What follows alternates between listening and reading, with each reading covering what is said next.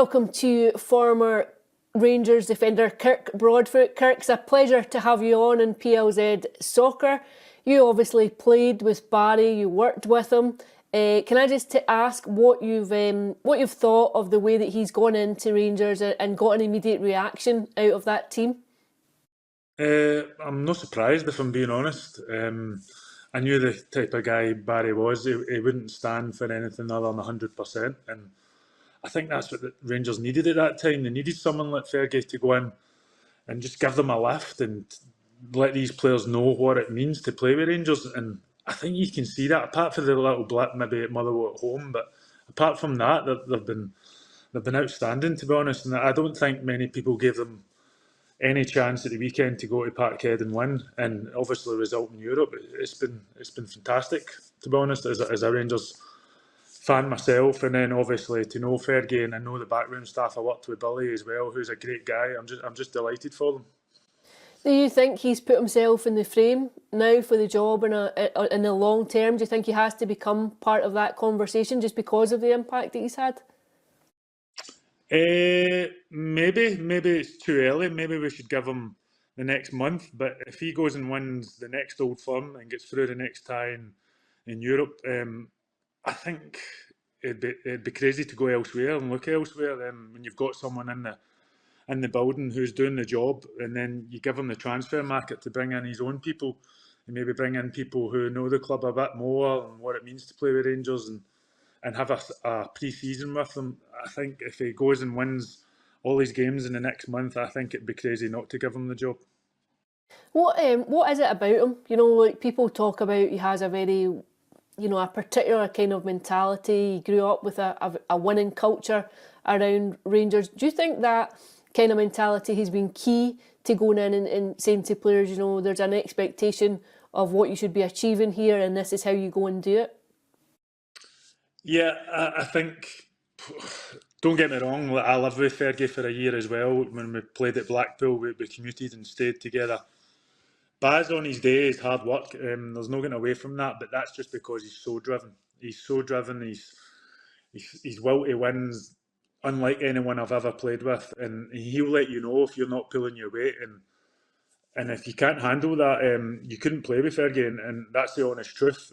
But luckily, when I played with Fergie, we had a team full of winners and guys who could handle it, and with guys with the same standards as Fergie. But Fergie was the driving force. He was the captain. Everybody looked at Fergie. But even when we had a bad result, which Rangers and Celtic, a draw is a bad result, he taken the can. He stood up and he took it. And he came out and said that I'll take the blame for that. So he's not scared to take criticism either. But as a guy and a born winner, there's no one else like Fergie I've ever played with in terms of the driving force and what he demands from you. Is there an intensity there? You talked about living together for a year. Was that quite an intense experience? No, so a wee bit, but Fergie was fine. He's a great guy off the pitch. He's a good guy on the pitch, but as I say, he's driven on the pitch. But away from it, his standards were brilliant. Even he had to have his own meal every Friday before the game. Like, we would always try and make a meal, but he was so, no, I'm having this. He would stick to his guns. He would have what he wanted, and that was the type of pro he was. It was his way, and that's the way he did it. And he went on to have one of the best careers from a Scottish footballing player, I would say. I think it's too simplistic sometimes to say it's important for the likes of Rangers to have someone who has represented the club, understands the culture around the club, knows what it means to play for Rangers. Is it too simplistic to say that you need that in a manager? Yeah, you could say that, but it does help. I was there with obviously Walter, then Coisty. I don't think a lot of people understand what it's like to play with Rangers and the demands and what these fans demand from you. So for having someone who can relate that to the players, it does help. You almost find that the guys who are not from this country take about almost a year to settle at Rangers or even Celtic, but it's because of the demands. But if you've got someone in the building who's the leader and knows that, I think he'll meet these players and understand these players before he signs them, so it could help. I suppose it could even be that maybe if there is a sporting director comes in and a new managerial appointment, that there might still be a place, there might still be a role for someone of that ilk. Yeah, I know Fergie's an ambassador of the club, and he was working round about the club. You'd obviously guys like Lee McCulloch and Mark Catley there doing the same job, but in terms of a coaching point of view, maybe they could go down that route and bring Fergie in as both doing his ambassador and helping maybe a couple of days during the week if they don't want him to be manager. But as I said before, you've got good guys there. You've obviously got Billy Dodds as well. I know Neil to talk to. Neil McCann is a good guy. You've got good Rangers men, and obviously Griggsy there. But if Fergie goes and wins all these games in the next month, and after the split and wins the next Old Firm, and gets Rangers even into a semi-final of Europe, it'd be crazy not to give him the job. I think the fans would demand that. It becomes a very interesting conversation. But in terms of that Europa League progression, how tough do you see this next challenge? Yeah, I think it's a step up. It's a step up from Fenerbahce. It's going to be difficult, but who's to say they can't do it? Rangers at home in Europe have been fantastic. I know they get beat the last tie, but they still get through. So who's to say they can't go and do it? It'll be a tough ask, but it'd be a magnificent achievement if they could. But as I say, it's going to be a difficult ask. But I'm sure Fergie will have them set up pretty similar to the way they did in the last round, hard to beat and hitting the counter attack. You obviously were part of a team who enjoyed European progression, got all the way to a final. What does it take to get there? And when you know sometimes that you're playing against teams who might have better resources, better players, what's the key to going into a game in a tie like that and having a successful outcome? Pretty similar to the way they did the last round. We were almost defensive, hitting the counter attack as well. We would even sometimes get into ties knowing that if we could get this to penalties, we've got a chance. Unfortunately, the resources and the players that other teams had were better than us, and there's no shame in that. And then it becomes a tactical. And we had a tactical manager at the time, and one Walter, who was a genius. He just set us up hard to beat, and if we got a chance, hopefully we took it. If not, we would take it to penalties. I think that's what Rangers will need to do the next round. I don't think they can go toe to toe. If they do, I can only see them getting beat. Obviously, Barry played extensively under Walter Smith too. Do you think he'll draw on some of the lessons that he would have absorbed and learned from playing under Walter, particularly in that run all the way to Manchester? Yeah, I think everyone that worked with Walter would have took something from him. He was just a great man, but as a coach, he's one of the best I'd worked with. But as a person as well, he was always there for you, there to help, talk. I think everyone in those squads would have took something from Walter. You think you would have thought of seeing Barry Ferguson in the dugout? Honestly, no. I didn't see Fergie being the Rangers manager after he left Alloa, if I'm being honest.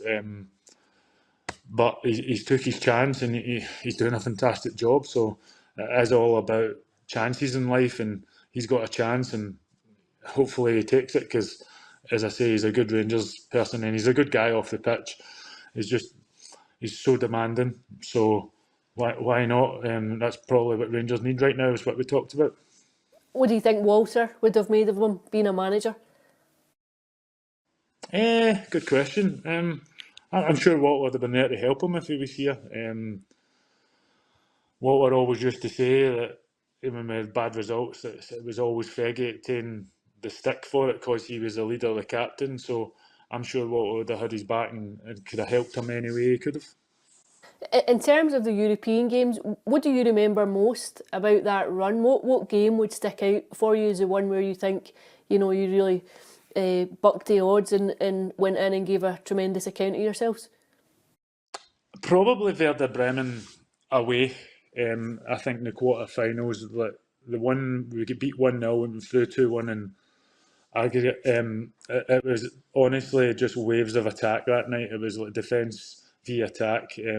We couldn't get out our own half. And that was the one that probably on paper Werder Bremen were one of the favourites to win the European Cup that year. To get out that, obviously the final was a bit downhearted, to be honest, but I don't think we get the help we deserved. We played 3 games building up to that. They had 2 weeks off leading into it, so they were fresh. We had injuries. Who knows what could have happened? But it was one of those things. There's nothing we can do now, but just a bit gutting. We never got maybe a better chance in the final. But I think the Werder Bremen tie away from home is the one I can remember because on paper they had such a good team. I remember the controversy at the time about the build-up going into the final. Does that still rankle with you? Do you still feel as though, had you been given a reprieve in terms of league duties, that it might just have strengthened your hand that night? Yeah, it would definitely helped us. There's no getting away from that. We played the Saturday morning before the game and the Wednesday, and they had 2 weeks off. We played the Wednesday night before. We played 3 games build up into the European final, and then even after that, we went and played Saturday morning, Monday, Thursday, Saturday. We never get a helping hand. There's no getting away from that. I'm over it now. Yeah, I'm over it now. But looking back, if we did get a helping hand, I think that would have helped us, and we could have been European champions.